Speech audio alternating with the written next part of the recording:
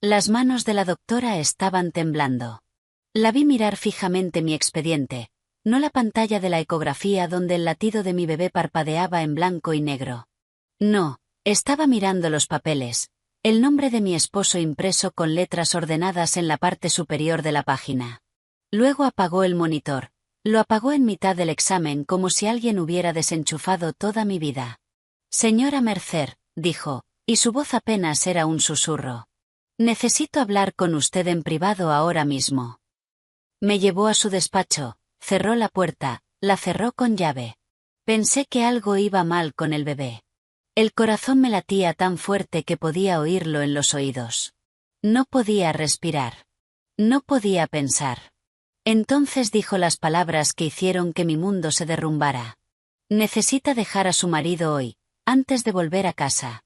Busque primero a un abogado de divorcios. Me reí. De verdad me reí en voz alta. ¿Qué? ¿Por qué? Vamos a tener un bebé juntos. Somos felices. No lo entiendo. Ese es exactamente el problema. Su rostro estaba blanco como el papel. Lo que estoy a punto de mostrarle cambiará todo lo que cree saber sobre su matrimonio. Pero déjeme empezar desde el principio, porque necesita entender cómo terminé en ese despacho con 4 meses de embarazo, descubriendo que toda mi vida estaba construida sobre mentiras contadas por el hombre que duerme a mi lado cada noche. Me llamo Daphne Wilson. Tengo 32 años. Trabajo como directora de marketing en una firma boutique en Connecticut y provengo de lo que la gente llama, con educación, dinero antiguo. Mi abuela Eleanor falleció hace 5 años y me dejó su patrimonio, alrededor de $2.300.000 en un fideicomiso, además de la histórica casa de la familia Wilson donde 5 generaciones de mujeres habían vivido, amado y criado a sus hijos. Nunca lo presumí. Trabajé duro en mi propia carrera. Conducía un Subaru de 10 años y compraba mi café en el mismo lugar cada mañana. La herencia era seguridad, no identidad. Pero me convirtió en un objetivo. Solo que aún no lo sabía. Conocí a Grant Mercer hace 4 años en la gala benéfica anual de mi familia. Los Wilson la habían organizado durante décadas. Ese año estaba en la barra intentando escapar de una conversación con un hombre que me había preguntado por mi situación financiera a los 3 minutos de conocerme. Sutil, ¿verdad? Entonces apareció Grant. Alto, cabello oscuro, sonrisa fácil. Me preguntó qué estaba bebiendo. Hizo un chiste sobre la terrible banda de jazz. No mencionó el dinero ni una sola vez. Afirmó ser simplemente un asesor financiero que había recibido una invitación de última hora de un colega. Dijo que no tenía ni idea de quién era la familia Wilson. Mirándolo ahora, esa debería haber sido mi primera señal de alarma. Un asesor financiero que no investiga a la familia anfitriona de un gran evento benéfico es como un chef que llega a una competición de cocina diciendo, ¿vamos a cocinar hoy? No tenía ni idea. Pero yo estaba cansada de los cazafortunas evidentes. Y allí estaba este hombre encantador preguntándome por mis libros favoritos en lugar de por mi cuenta bancaria. Salimos durante un año. Grant era atento, considerado, recordaba los detalles más pequeños. Insistía en pagar las cenas aunque yo pudiera haber comprado el restaurante entero. Parecía tan auténtico. Mi madre, Vivien, lo vio venir desde el primer momento. Después de conocerlo, me llevó aparte. La sonrisa de ese hombre no le llega a los ojos, dijo. Algo no está bien con él, Daphne. Lo siento. Yo le dije que estaba paranoica, sobreprotectora, incluso celosa. Discutimos por Grant constantemente. Finalmente dejamos de hablar. 2 años de casi silencio entre la mujer que me crió y yo. Mensajes de cumpleaños y nada más. Todo porque elegí creerle a mi marido antes que a mi propia madre. Aviso de spoiler, mamá tenía razón. Y ha estado esperando pacientemente para decir te lo dije.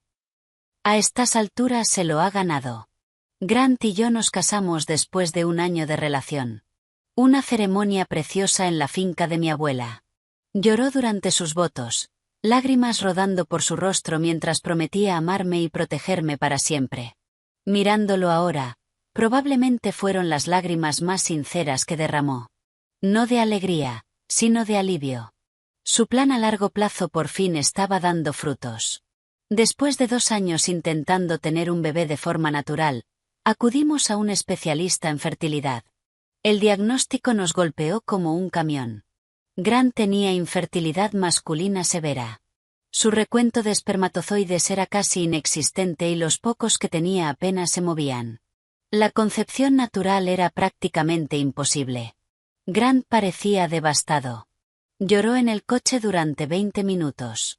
Se disculpó una y otra vez como si fuera un fracaso personal. Yo lo consolé, le dije que lo resolveríamos juntos. De eso se trataba el matrimonio. Lo que no sabía era que Grant no lloraba por tristeza. Lloraba porque su plan acababa de complicarse considerablemente. Toda esa emoción era el recalculando, no lamentándose. Decidimos hacer fecundación in vitro con un procedimiento especializado llamado ICSI, en el que los médicos inyectan un solo espermatozoide directamente en el óvulo. Nuestra mejor opción. Grant insistió en investigar las clínicas él mismo. Encontró una que dijo que era perfecta. Se encargó de todo el papeleo. En ese momento pensé que estaba siendo solidario porque yo estaba emocionalmente agotada. El primer ciclo falló. Devastador. No pude levantarme de la cama durante 3 días. Grant me sostuvo, susurró palabras de ánimo, prometió que lo intentaríamos de nuevo. El segundo ciclo, hace 7 meses, funcionó. Prueba de embarazo positiva. 2 líneas rosas que lo cambiaron todo. Lloré de felicidad. Grant me abrazó, ya hablando de colores para la habitación del bebé y nombres y el futuro que siempre había soñado. Luego, casualmente, mencionó que debería actualizar mi testamento ahora que éramos una familia. Me pareció dulce, práctico, el tipo de cosa en la que piensa un buen esposo. No tenía ni idea de que ya estaba contando el dinero de mi abuela como suyo. Todo parecía perfecto. El marido amoroso, el bebé en camino, la vida que soñaba desde que era una niña jugando con muñecas en el jardín de mi abuela. No tenía idea de que en solo 3 meses una desconocida con las manos temblorosas me mostraría documentos que reducirían mi vida perfecta a cenizas. Y no tenía idea de que el incendio lo había provocado el hombre que duerme a mi lado cada noche. 4 meses de embarazo y algo había cambiado en mi matrimonio. Pequeñas cosas al principio, de esas que notas pero justificas porque la alternativa es demasiado dolorosa. Grant empezó a dejar el teléfono boca abajo en cualquier superficie. Nueva contraseña que yo no conocía. Salía a atender llamadas, volvía diciendo que era trabajo y cambiaba de tema antes de que pudiera preguntar. Decía que estaba reestructurando carteras de clientes durante llamadas nocturnas a las 11 de la noche de un sábado. No soy experta en finanzas, pero estoy bastante segura de que la bolsa descansa los fines de semana, a menos que Grant tuviera clientes secretos en Tokio, cosa que no era así. Algo más estaba pasando. Las noches largas en la oficina se multiplicaron. 3 veces por semana, a veces 4. No volvía hasta la medianoche. Es asesor financiero, no cirujano de urgencias. ¿Qué podría requerir ese horario? Encontré recibos. Un restaurante en el centro al que yo nunca había ido. $280 por cena para 2. Un hotel en la ciudad, a 40 minutos de nuestra casa. ¿Por qué mi marido necesitaría una habitación de hotel tan cerca de casa? Cuando le pregunté, Grant tenía respuesta para todo. Respuestas suaves, ensayadas, que llegaban un poco demasiado rápido. Cena con cliente, networking importante. El hotel era por una conferencia que terminó tarde y era más lógico quedarse que conducir agotado. Y cuando insistía más, cuando hacía más preguntas, su tono cambiaba. Daphne, estás paranoica. Son las hormonas. Mi madre me advirtió sobre esto. Las mujeres se vuelven irracionales durante el embarazo. No te conviertas en una de esas esposas. Me sentí avergonzada por siquiera preguntar. Así de bueno era manipulando. Hizo que yo me disculpara por cuestionarlo. La presión financiera se intensificó al mismo tiempo. Las peticiones de dinero de Grant se volvieron más frecuentes, más urgentes, más creativas. ¿Deberíamos añadirme a tu fideicomiso y si pasa algo durante el parto? Necesito poder acceder a fondos para el bebé. Es práctico. Un poder notarial es sentido común. Todas las parejas casadas lo hacen, a menos que no confíes en mí. La casa de tu abuela es demasiado grande para nosotros. Deberíamos venderla. Invertir bien el dinero. Sé exactamente qué fondos maximizarían nuestros rendimientos. El hombre quería que vendiera la casa de mi abuela y que él invirtiera el dinero. El mismo hombre que insistía en que necesitábamos 3 plataformas de streaming distintas porque no recordaba en cuál estaban sus series. Y a ese debía confiarle más de $2 millones. Claro que no. Cuando dije que no, con cuidado y suavidad, la calidez de Grant se evaporó. Se volvió frío, distante. Empezó a dormir en el borde más lejano de la cama, diciendo que yo me movía demasiado ahora que estaba embarazada. Las discusiones se hicieron más frecuentes. Sacaba el tema del fideicomiso que yo me negaba a modificar. Me aplicaba la ley del silencio durante días. Su silencio duraba exactamente hasta que tenía hambre. Curioso cómo funcionaba eso. Al parecer, sus principios tenían fecha de caducidad, y esa fecha era el estómago vacío. Apenas me tocaba. Culpaba a mi cuerpo cambiante. Decía que no quería hacerle daño al bebé. Sonaba considerado en la superficie. Se sentía como rechazo en mis huesos. Intenté hablarlo. Dijo que estaba necesitada, hormonal, difícil. Empecé a preguntarme si el problema era yo. Una noche me desperté a las 2 de la madrugada y Grant no estaba en la cama. Lo encontré en la cocina, encorvado sobre el teléfono, hablando en voz baja. Me quedé en el pasillo escuchando. Ya casi es el momento, decía. Para la primavera todo estará resuelto. Solo hay que esperar hasta. Entonces me vio y colgó de inmediato. Emergencia de trabajo, dijo. Vuelve a dormir, cariño. No pregunté quién tiene emergencias laborales a las 2 de la madrugada sobre cosas que se resolverán en primavera. Estaba demasiado cansada, demasiado embarazada, demasiado desesperada por creer que mi matrimonio seguía bien. Mi mejor amiga, Tara, vino a almorzar la semana siguiente. Se sentó frente a mí en la mesa de la cocina y me escuchó poner excusa tras excusa por Grant, su estrés, su presión laboral, su ajuste a convertirse en padre. Finalmente dejó el tenedor y me miró con esos ojos que me conocen desde la universidad. Duff, escúchate, ¿cuándo fue la última vez que hablaste con tu madre? No respondí. ¿Cuándo fue la última vez que Grant se alegró de verte, no fingiendo alegría, no actuando para los demás, sino genuinamente feliz de que entraras por la puerta? Tampoco pude responder. Confía en tu instinto, dijo Tara. Algo va mal aquí. Le dije que estaba siendo dramática, pero esa noche no pude dormir. No dejaba de pensar en el teléfono de Grant, siempre boca abajo, sus noches largas, su obsesión repentina por acceder a mi dinero. La forma en que a veces me miraba cuando creía que no lo veía, como si yo fuera un problema matemático que resolver, no una persona a la que amar. 4 meses de embarazo, cita regular para una ecografía. Mi médico habitual estaba de vacaciones, así que me asignaron a una colega, la doctora Claire Brennan. Fui sola. Grant tenía una reunión con un cliente que no podía perderse bajo ningún concepto. Cita estándar, nada especial. Me recosté en la camilla, gel frío en el vientre, esperando ver a mi bebé moverse en la pantalla como siempre. La doctora Brennan era amable y profesional. Habló un poco mientras preparaba el equipo, preguntó cómo me sentía, si el bebé se movía mucho, las preguntas normales. Luego abrió mi expediente, miró los papeles y su rostro cambió. Miró el nombre de mi marido, me miró a mí, volvió al nombre. Vi cómo sus manos empezaban a temblar. Dejó la sonda de la ecografía, se inclinó y apagó el monitor por completo.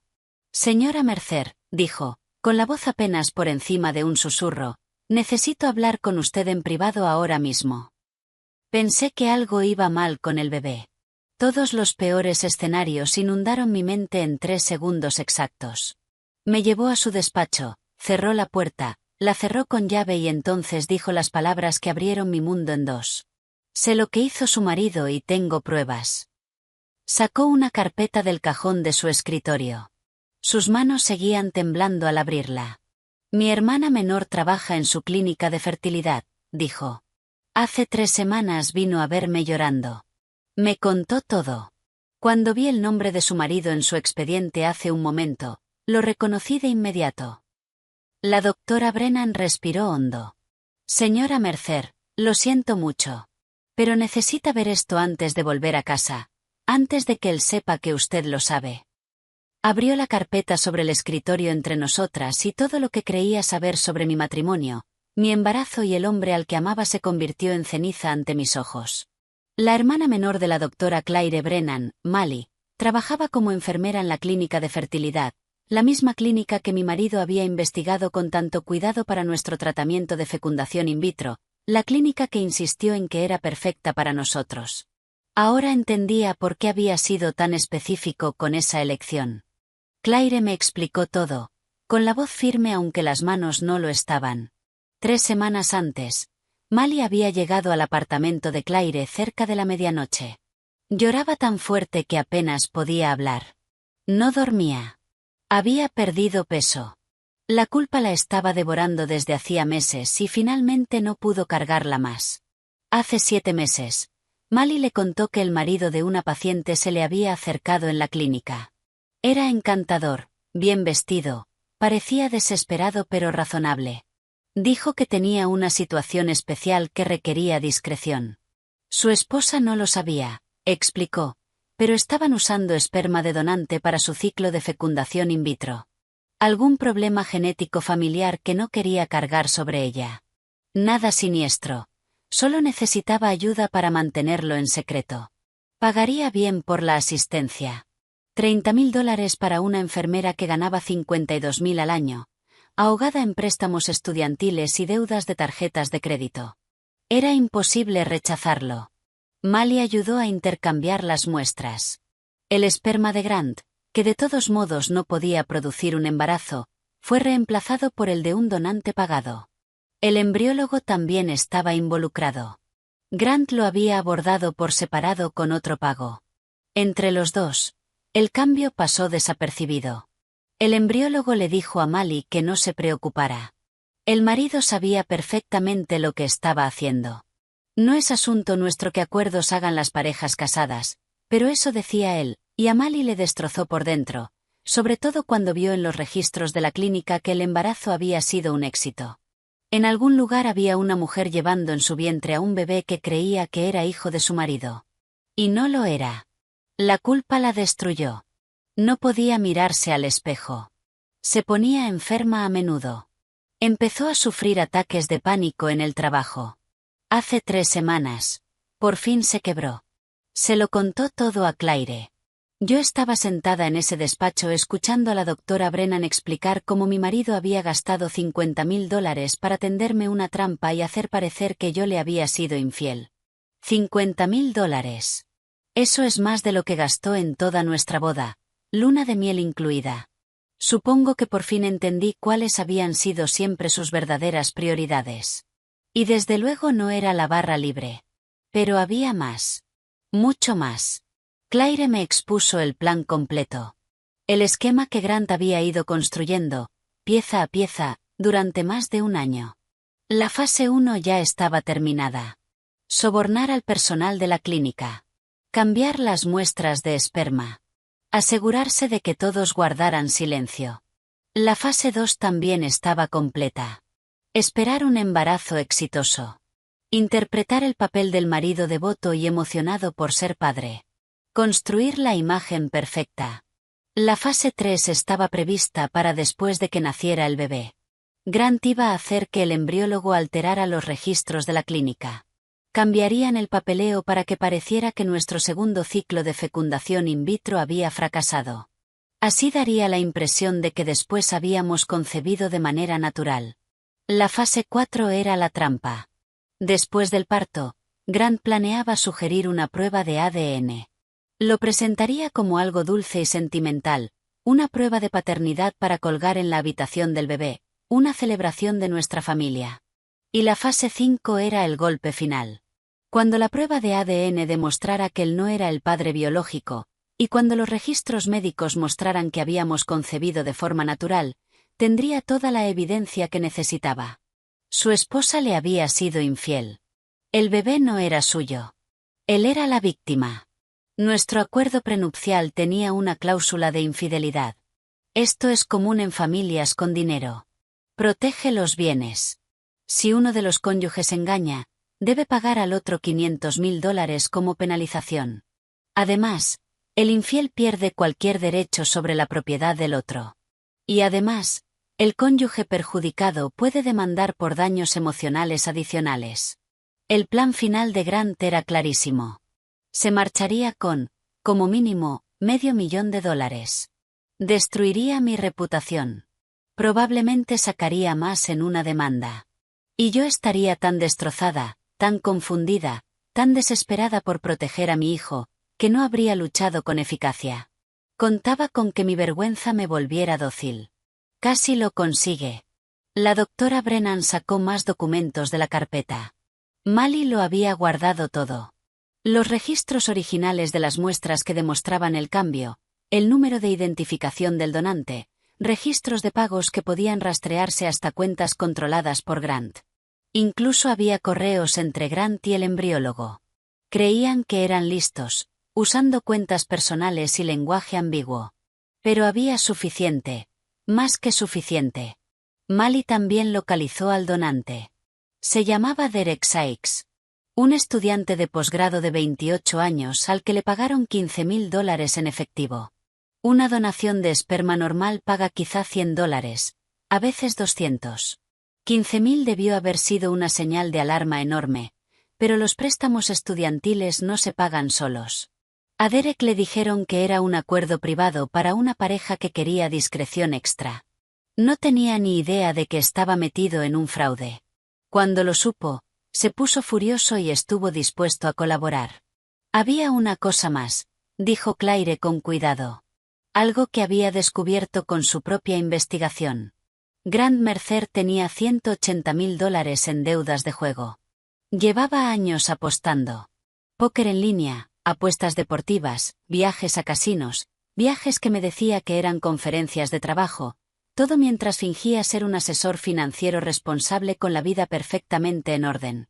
Y el dinero de los sobornos, los $50,000 que pagó para corromper mi fecundación in vitro y hacerme pasar por adúltera, lo había malversado de sus propios clientes, pequeñas cantidades con el tiempo, cuidadosamente escondidas en la contabilidad. Su empresa aún no lo sabía.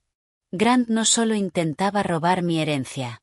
Era un hombre que se estaba ahogando, agarrándose a cualquier cosa que tuviera cerca. Sus deudas de juego lo estaban aplastando. Y la gente a la que les debía dinero no eran banqueros pacientes. Eran el tipo de personas que no presentan demandas cuando no pagas.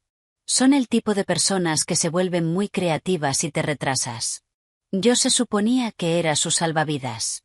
El dinero de mi abuela se suponía que iba a salvarlo, y él estaba dispuesto a destruirme por completo para conseguirlo. Me quedé en ese despacho durante mucho tiempo. Los papeles extendidos frente a mí, la verdad quemándome el pecho. Primero llegó el shock, un shock frío, paralizante. Luego la incredulidad. Leía los documentos una y otra vez, buscando algún error, algún malentendido que hiciera que todo volviera a estar bien. Luego las piezas empezaron a encajar. Las noches largas, las llamadas secretas, su obsesión con acceder a mi dinero, su atención cuidadosa y calculada cuando salíamos. Me había investigado antes incluso de conocerme. La gala benéfica donde supuestamente nos chocamos por casualidad no fue ningún accidente. Él sabía exactamente quién era yo y cuánto valía antes de decirme hola. Y la forma en que lloró en nuestra boda, esas lágrimas que yo creí de felicidad, eran lágrimas de alivio. Su estafa a largo plazo por fin estaba dando resultado. Y mi madre, Vivien, a la que yo había apartado durante 2 años, a la que llamé paranoica, celosa, sobreprotectora, ella lo vio en 5 minutos. Su sonrisa no le llega a los ojos. Intentó advertirme. Yo lo elegí a él por encima de ella. Pensé en llorar. Pensé en gritar. Pensé en conducir a casa y enfrentarlo, tirarle esos papeles a la cara, verlo retorcerse buscando una explicación. Pero entonces pasó otra cosa. Algo frío se asentó en mi estómago. Algo afilado, enfocado y completamente sereno. Él creía que yo era tonta. Había construido todo ese plan asumiendo que yo me derrumbaría. Que cuando su trampa se cerrara, yo estaría tan devastada por la prueba de mi infidelidad que le daría lo que quisiera con tal de que se detuviera. Creía que yo era débil. Creía que era ingenua. Creía que era una presa fácil. No tenía ni idea con quién se había casado. Miré a la doctora Brennan. Él no sabe que yo lo sé. No, mi hermana no se lo ha dicho a nadie más. Y yo solo conecté su caso en el momento en que vi su expediente hoy. Bien. Reuní los documentos con cuidado. Necesito copias de todo. Y necesito que me ponga en contacto con Mali directamente. ¿Qué va a hacer? Me levanté. Puse una mano sobre mi vientre, sobre el bebé que era completamente inocente en todo esto. Un hijo que no eligió su biología. Un hijo al que yo ya amaba, sin importar pruebas de ADN, números de donante ni toda la fealdad que giraba alrededor de su existencia. Mi marido cree que ha estado jugando al ajedrez, dije. Cree que va 3 movimientos por delante. Cree que ya ganó. Enderecé los hombros. Está a punto de descubrir que yo ya le di la vuelta al tablero. Conduje de regreso a casa desde esa cita con el rostro cuidadosamente neutral, las manos firmes en el volante, la respiración pareja, por si acaso. Grant había instalado cámaras de seguridad alrededor de nuestra casa 2 años antes. En su momento dijo que era por protección. Ahora me pregunté si era vigilancia, si miraba las grabaciones, si rastreaba mis expresiones y mis movimientos buscando cualquier señal de que yo sospechaba algo. Así que no le di nada. Me estaba esperando cuando llegué, de pie en la cocina con esa sonrisa que no le llegaba a los ojos. Las palabras de mi madre resonaron en mi cabeza, 2 años demasiado tarde. ¿Cómo fue la cita?, preguntó. ¿Está bien el bebé? Yo le devolví la sonrisa, me acerqué y lo abracé. Le mostré la foto de la ecografía que la doctora Brennan había impreso antes de que todo cambiara. Perfecto, dije. Todo está absolutamente perfecto. Me merecía un Oscar por esa actuación. Le sonreí durante la cena mientras calculaba mentalmente cuánto le pondrían de fianza. Le pregunté por su día imaginándolo con un mono naranja. Incluso me reí con su broma sobre nombres de bebé. No tenía ninguna gracia, pero me comprometí con el papel como si mi vida dependiera de ello, porque, de algún modo, sí dependía. Me disculpé por haber estado paranoica últimamente. Lo culpé a las hormonas. Usé exactamente la misma excusa que él me había lanzado durante meses. Todo su cuerpo se relajó al oírlo. La tensión de sus hombros se derritió. Creyó que seguía ganando. Creyó que su plan seguía en marcha. Esa noche durmió profundamente a mi lado.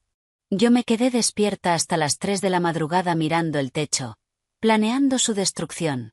A la mañana siguiente, llamé al trabajo diciendo que estaba enferma. Luego conduje 2 horas hasta otra ciudad, mirando los espejos constantemente para asegurarme de que no me seguían. Paranoia tal vez, pero me la había ganado. Encontré a una investigadora privada llamada Rosalind Weaver, ex detective de policía, 15 años en el cuerpo antes de hacerse privada. Actitud tajante, mirada afilada, el tipo de mujer que lo ha visto todo y no se impresiona por nada. Se lo conté todo. Escuchó sin interrumpir, tomó notas y, cuando terminé, sonrió como un tiburón que acaba de ver a un nadador sangrando. Su marido cometió muchos errores, dijo. Los hombres arrogantes siempre los cometen. Deme 2 semanas. Tuvo resultados en 10 días. Las deudas de juego de Grant sumaban $180,000. Debía dinero a sitios de apuestas en línea, partidas clandestinas de póker y a unos cuantos prestamistas privados que, desde luego, no presentaban nada al fisco. El tipo de acreedores que se vuelven muy creativos cuando los pagos se atrasan. La malversación quedó confirmada. Aproximadamente $53,000 faltaban en cuentas de clientes de su empresa, desviados durante 18 meses mediante pequeñas transacciones diseñadas para no ser detectadas. Sus jefes aún no lo sabían. Y luego estaba la aventura. 8 meses. Su asistente. Hoteles, cenas románticas, escapadas de fin de semana disfrazadas de viajes de trabajo. Rosalind tenía fotos, mensajes de texto, recibos de tarjeta, toda la patética colección. Su asistente. Claro que era su asistente. Qué poco original. Casi me ofendí por lo cliché. Si vas a destruir tu matrimonio, al menos ponle un poco de creatividad. Tener una aventura con tu asistente es literalmente el capítulo 1 del manual del marido infiel. No es que exista tal manual, pero si existiera, Grant habría subrayado esa página. Rosalind encontró algo más. Este no era el primer intento de Grant de atrapar a una mujer con dinero. Hace 5 años salió con alguien en Boston, Caroline Ashford. Dinero familiar, fondo fiduciario, todo el paquete. Estuvieron juntos 8 meses hasta que ella descubrió irregularidades financieras en una cuenta conjunta que él la había convencido de abrir. Ella lo dejó de inmediato, pero estaba demasiado avergonzada para denunciar. Rosalind la localizó. Caroline estaba más que dispuesta a declarar ahora. Siempre había lamentado dejarlo irse impune. Me reuní con Mal y Brennan en secreto, en una cafetería a 1 hora del pueblo donde nadie reconocería a ninguna de las dos. Tenía un aspecto terrible. Delgada, pálida, ojeras oscuras. La culpa la había estado devorando. Empezó a llorar en cuanto me vio sentarme. Lo siento muchísimo, repetía. Sabía que estaba mal. Yo solo, el dinero, y él era tan convincente, y pensé que quizá de verdad solo intentaba protegerte de algún problema genético. La detuve. Necesito saber una cosa. ¿Está dispuesta a testificar oficialmente, en el expediente? Ella asintió sin dudar. Se lo diré todo. Debí ir a la policía al día siguiente de que pasó. Solo tenía mucho miedo de perder mi licencia, mi trabajo, todo. Pero sí. Lo que necesites, lo diré bajo juramento. La miré durante un largo momento. Esta mujer había ayudado a mi marido a intentar destruirme. Había aceptado $30,000 para participar en un fraude. En cualquier medida, era cómplice. Pero Grant la había manipulado del mismo modo que me manipuló a mí. Encontró su punto débil y lo explotó. Él era el arquitecto. Ella solo fue una herramienta. No tengas miedo nunca más, le dije. Tú no eres la villana de esta historia. Él lo es. El embriólogo, en cuanto supo que Mali estaba colaborando y que había guardado registros, desarrolló una conciencia repentina y muy conveniente. Le dio su propia declaración a Rosalind. Estaba aterrorizado de perder su licencia médica e ir a prisión. Diría lo que necesitáramos para meter a Grant entre rejas. La llamada más difícil que hice fue a mi madre. 2 años de casi silencio. 2 años eligiendo a Grant por encima de ella. Yo lo defendí cuando ella cuestionó sus intenciones.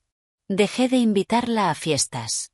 La llamé celosa, paranoica, incapaz de aceptar que yo era feliz, cuando ella tenía razón en todo.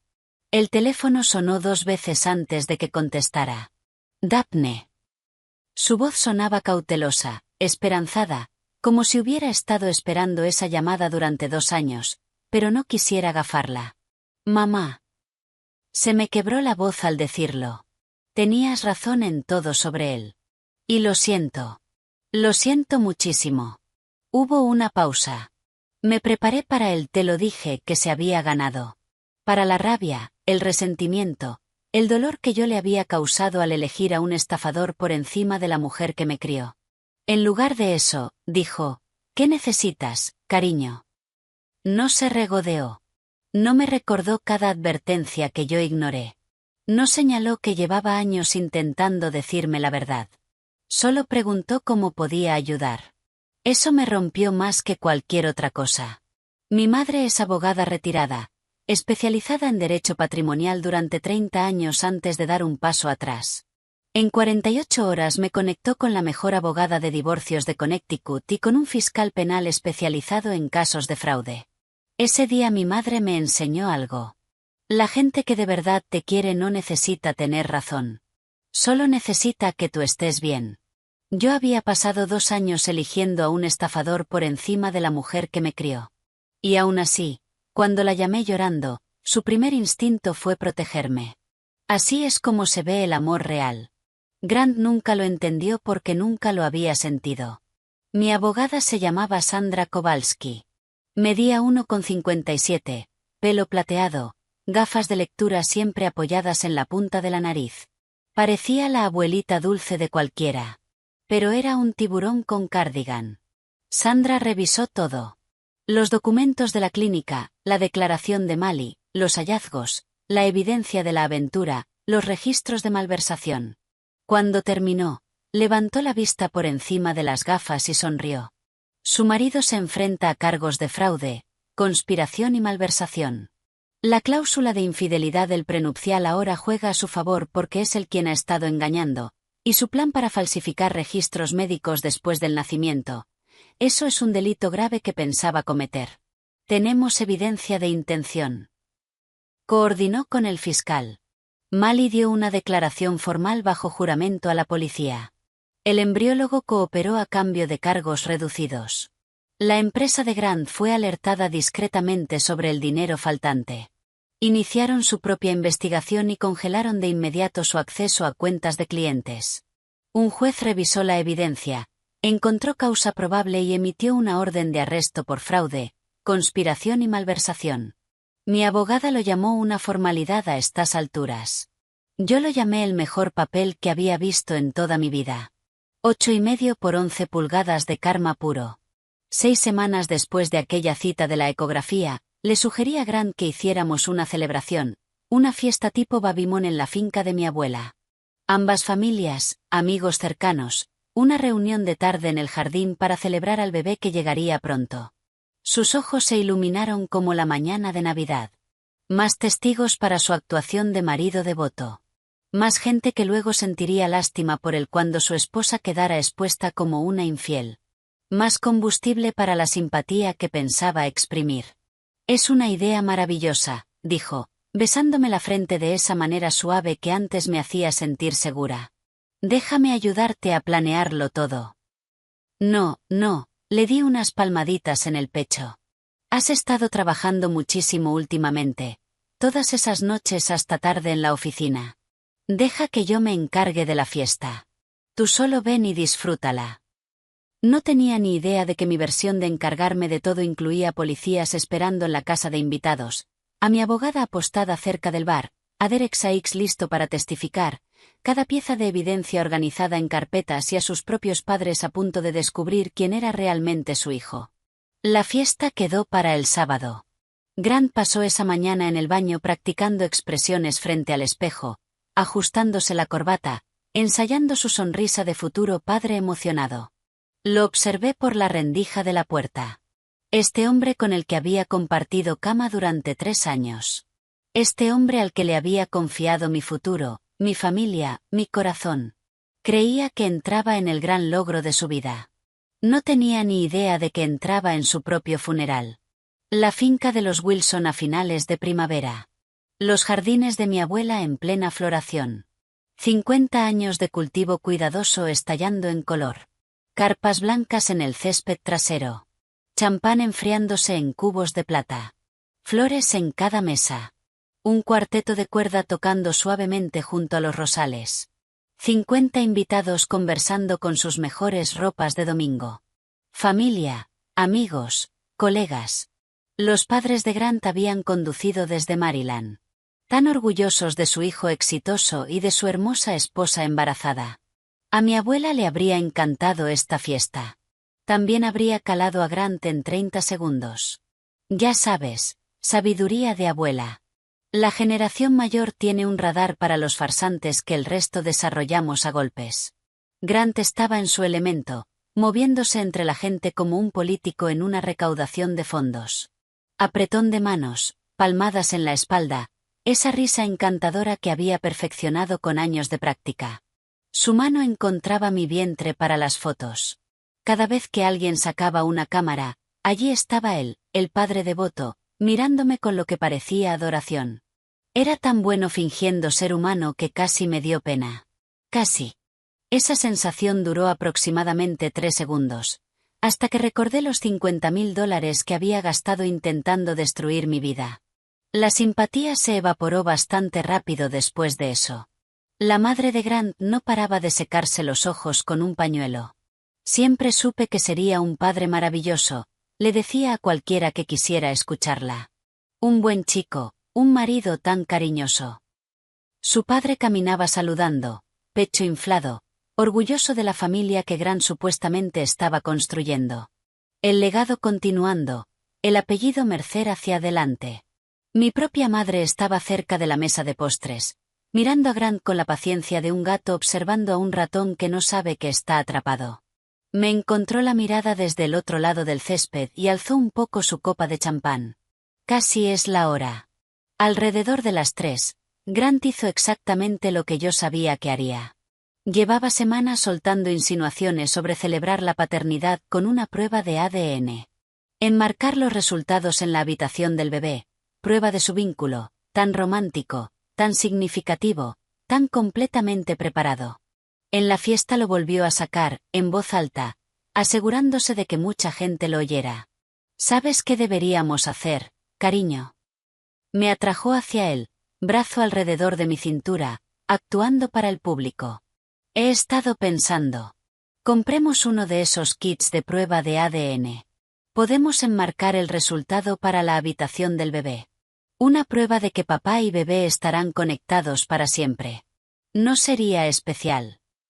Varios invitados hicieron sonidos de ternura. Su madre se secó los ojos otra vez. Yo fingí dudar. Ay, no sé, parece mucho lío. Vamos, será increíble. Incluso podríamos abrir el resultado aquí mismo, ahora mismo. Que sea parte de la celebración. ¿Qué opinan todos? Se escuchó un murmullo de aprobación. Alguien dijo, qué bonito.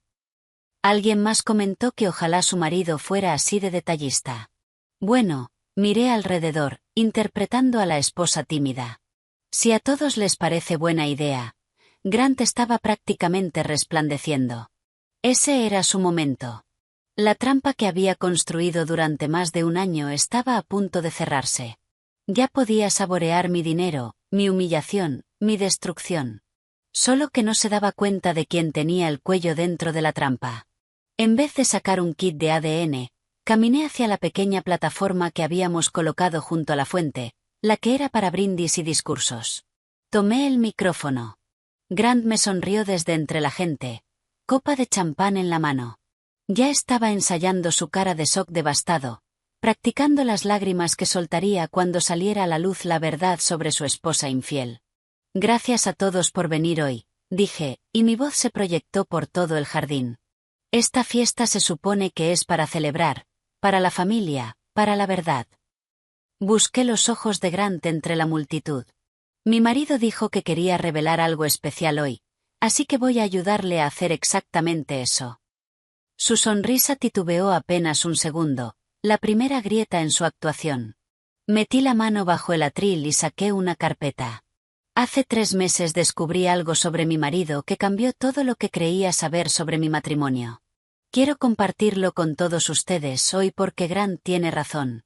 Esto debería tratarse de la verdad. La sonrisa de Grant se quedó congelada. Su copa se detuvo a mitad de camino hacia sus labios. Grant y yo tuvimos problemas de fertilidad. Su diagnóstico significaba que la concepción natural era imposible para nosotros. Así que hicimos fecundación in vitro en una clínica que él eligió. Levanté el primer documento. Estos son los registros de esa clínica. Los registros originales, antes de que nadie tuviera la oportunidad de alterarlos. Dejé que esa palabra quedara suspendida en el aire. Originales. La cara de Grant se quedó pálida. Estos registros muestran que mi marido sobornó a 2 empleados de la clínica para cambiar su muestra de esperma por esperma de donante. Pagó $30.000 a una enfermera. Le pagó al embriólogo y pagó $15.000 a un joven llamado Derek Sykes. Hice un gesto hacia el borde de la multitud. Derek dio un paso al frente, un estudiante de posgrado de 28 años que creía que estaba ayudando a una pareja infértil, no participando en un fraude. para proporcionar el esperma que se usó para concebir a mi hijo sin que yo lo supiera, sin mi consentimiento. Un jadeo recorrió a los invitados. La madre de Grant agarró el brazo del padre. Alguien dejó caer una copa de champán y se hizo añicos contra las piedras del patio. El plan de mi marido era simple. Continué. Esperar a que naciera nuestro hijo, exigir una prueba de ADN y, cuando los resultados demostraran que él no era el padre biológico, cosa que ya sabía que iba a pasar, me acusaría de haber tenido una aventura. Levanté más documentos. Nuestro prenupcial tiene una cláusula de infidelidad. Si supuestamente yo lo hubiera engañado, le debería $500,000. Podría demandar por daños adicionales. Podría destruir mi reputación. Podría quedarse con todo lo que mi abuela me dejó y marcharse. Grant por fin encontró la voz. Le salió ahogada, desesperada. Daphne, cariño, esto es una locura. Estás confundida. Es el embarazo, las hormonas. No estás pensando con claridad. No he terminado. Mi voz era hielo. La gente se quedó en silencio. Además de sobornar a la clínica de fertilidad, mi marido malversó aproximadamente $50,000 de sus clientes en su empresa para financiar este plan. Miré a un hombre cerca del bar, el jefe de Grant, a quien habían invitado discretamente. Su empresa ya lo sabe y está investigando. El jefe de Grant dejó su bebida. Su cara lo dijo todo. Mi marido también tiene $180,000 en deudas de juego. Dinero que le debe a personas que no se toman bien los pagos atrasados. Y durante los últimos 8 meses, saqué las fotografías. Nada explícito, solo lo bastante romántico como para que no quedara duda. Ha estado teniendo una aventura con su asistente. La madre de Grant hizo un sonido como si le hubieran dado un puñetazo en el estómago.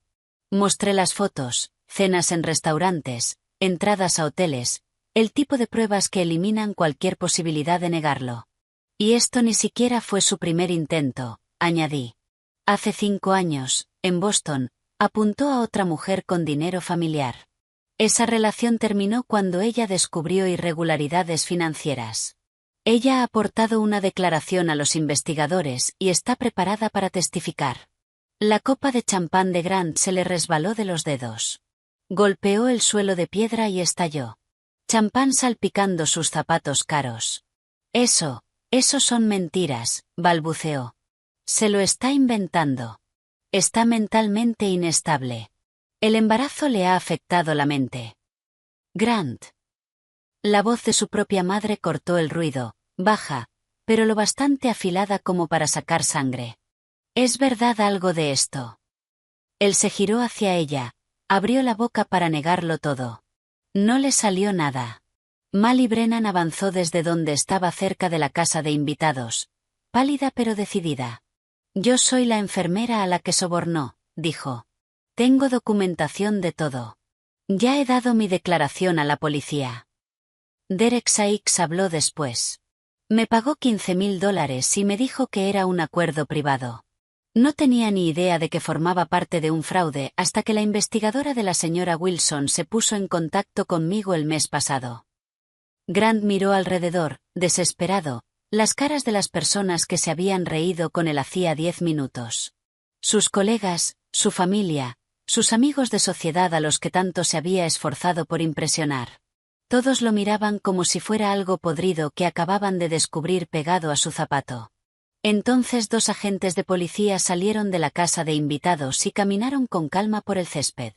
Grant Mercer. La voz del primer agente era profesional, neutral. Está arrestado por fraude, conspiración y malversación. Tiene derecho a guardar silencio. Todo lo que diga puede y será usado en su contra ante un tribunal. Le pusieron las esposas allí mismo, delante de todos. Su madre estaba sollozando. Su padre se negó a mirarlo, clavando la vista en el suelo como si deseara que se abriera y se lo tragara. Mientras lo llevaban hacia el coche policial, Grant lo intentó una última vez, una manipulación final. Daphne, por favor. Se le quebró la voz.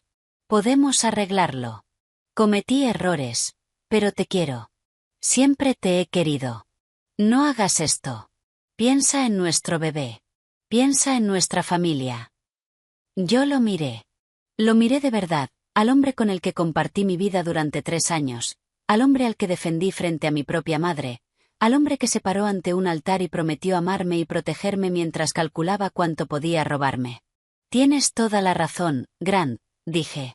Ya lo arreglamos. Lo metieron en la parte trasera del coche policial. Vi cómo se alejaba por el largo camino de grava, pasando junto a los jardines que mi abuela había plantado hacía medio siglo, atravesando las puertas de hierro de la propiedad que Grant deseaba con desesperación poseer. 50 invitados permanecieron en absoluto silencio. Entonces mi madre se acercó y me rodeó los hombros con su brazo. Estoy orgullosa de ti, dijo en voz baja. Tu abuela también lo estaría. Y por primera vez en meses, respiré de verdad. A Grant le negaron la fianza. Riesgo de fuga, dijo el juez. Entre sus deudas de juego y la gente a la que les debía dinero, había demasiada posibilidad de que desapareciera. Esos acreedores del juego se interesaron muy rápido en cuanto el arresto salió en las noticias. Habían tenido paciencia mientras Grant tenía una esposa rica. Esa paciencia se evaporó en el momento en que entendieron que el tren del dinero se había descarrilado. Su amante, la asistente con la que se escabullía desde hacía 8 meses, renunció a su empresa la mañana siguiente a la fiesta. Ni siquiera vació su escritorio, solo envió un correo y desapareció. No esperó a oír el clic de las esposas antes de salir corriendo. He visto ratas abandonar barcos que se hunden con más lealtad. Al menos las ratas tienen la decencia de mirar atrás una vez. La empresa de Grant terminó su investigación interna en 2 semanas. $53.000 confirmados como faltantes. Presentaron sus propios cargos penales. La mujer de Boston, Caroline Ashford, habló públicamente cuando se enteró del arresto. Llevaba 5 años sintiéndose estúpida por caer en su actuación. Demasiado avergonzada para buscar justicia. Ya no estaba avergonzada. Su declaración añadió otra capa al caso que los fiscales estaban construyendo. El divorcio se finalizó en tiempo récord. El abogado de Grant intentó negociar, pero no había nada que negociar. La cláusula de infidelidad del prenupcial, la misma que Grant pensaba usar como arma contra mí, jugó a mi favor. Ahora él era quien había sido infiel durante 8 meses. Él me debía a mí, no al revés. No es que tuviera nada que dar. Cada activo que decía tener era prestado, robado o imaginario. El caso penal avanzó rápido. Mally Brennan testificó. El embriólogo cooperó por completo a cambio de una condena reducida. Derek Sykes dio su declaración. El rastro de papel que Grant creía haber ocultado no estaba oculto en absoluto. Fraude, conspiración, malversación. Cada cargo se sostuvo. Cada cargo traía años. Sus padres dejaron de ir al tribunal después de la primera semana. Su padre emitió un comunicado diciendo que Grant había tomado decisiones que ningún padre puede defender. Su madre ingresó en un centro por agotamiento, que es como la gente rica llama a no poder enfrentar la realidad. Grant Mercer, que entró en mi vida hace 4 años con un encanto tan calculado, pasaría los siguientes años en prisión. Cuando por fin saliera, no tendría nada. Ni dinero, ni carrera, ni familia dispuesta a reconocerlo, ni futuras víctimas que no encontraran su historial criminal con una simple búsqueda de su nombre. La trampa que construyó con tanta paciencia y cuidado se cerró sobre su propio cuello. Mi bebé nació 4 meses después de la fiesta. Sano, perfecto, absolutamente inocente de todo lo que había ocurrido. Algunas personas me preguntaron si iba a contactar a Derek Sykes, si iba a incluirlo de algún modo. Lo pensé. Pero Derek era un estudiante de posgrado de 28 años que tomó una decisión tonta por un dinero que necesitaba desesperadamente. No estaba listo para ser padre. No quería serlo, y yo no lo necesitaba. Mi hijo me tendría a mí, tendría a mi madre, por fin de vuelta en mi vida donde pertenecía, tendría a toda la familia Wilson, el legado que mi abuela construyó durante décadas de amor y trabajo. Eso era más que suficiente. Eso era todo. Aprendí algo con todo esto. La familia no es ADN. No son análisis de sangre ni biología ni coincidencias genéticas en una tabla. La familia es quien aparece, quien se queda, quien te elige cada día, incluso cuando es difícil, sobre todo cuando es difícil. Mi madre me eligió cuando yo no lo merecía. Yo elegí a mi bebé cuando las circunstancias eran complicadas. Eso es lo que realmente significa familia. Mi madre y yo almorzábamos juntas cada semana, recuperando 2 años perdidos, una conversación a la vez. Nunca dijo "te lo dije". Ni una sola vez. Al final le pregunté por qué. Dejó la taza de café sobre la mesa y sonrió. Porque verte derribar a ese hombre fue más satisfactorio que cualquier 4 palabras. Me reí. La primera risa de verdad en lo que sentía como una eternidad. 3 semanas después de la fiesta, temprano por la mañana, estaba sentada en la cocina de mi abuela. Mi cocina ahora, en la casa que Grant había codiciado con tanta desesperación. La luz del sol entraba a raudales por las ventanas que habían visto vivir a 4 generaciones de mujeres Wilson. Las mismas ventanas por las que mi abuela miraba mientras tomaba su té de la mañana hace 50 años. Me preparé una taza de manzanilla, su receta, su marca favorita. Algunas tradiciones merecen mantenerse.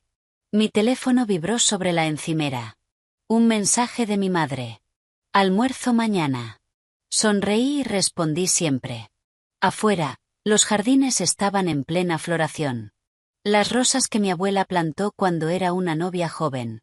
Las hortensias que añadió cuando nació mi madre. El borde de lavanda que yo la ayudé a instalar cuando tenía 10 años. Mis manos pequeñas apretando la tierra alrededor de cada plantón mientras ella me contaba historias sobre nuestra familia.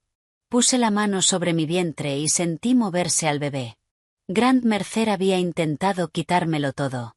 Mi dinero, mi reputación, mi futuro, mi paz. Lo único que hizo fue mostrarme exactamente lo fuerte que siempre había sido. Hay personas que pasan toda la vida esperando a que llegue el karma. Yo tuve suerte. Yo pude entregar el mío en persona, con documentación, delante de 50 testigos. Mi abuela solía decir que las mujeres Wilson no se rompen. Nos doblamos. Nos adaptamos. Sobrevivimos. Y cuando alguien intenta quemarnos, nos levantamos de las cenizas y construimos algo mejor. Grant creyó que se casaba con un blanco fácil. Se casó con una Wilson. Y ahora tenía tiempo de sobra en una celda para pensar en ese error. Muchas gracias por ver este vídeo. Más de mis historias más impactantes ya están en tu pantalla. Haz clic en una ahora y no te pierdas la mejor parte. Te va a encantar. Nos vemos en la siguiente.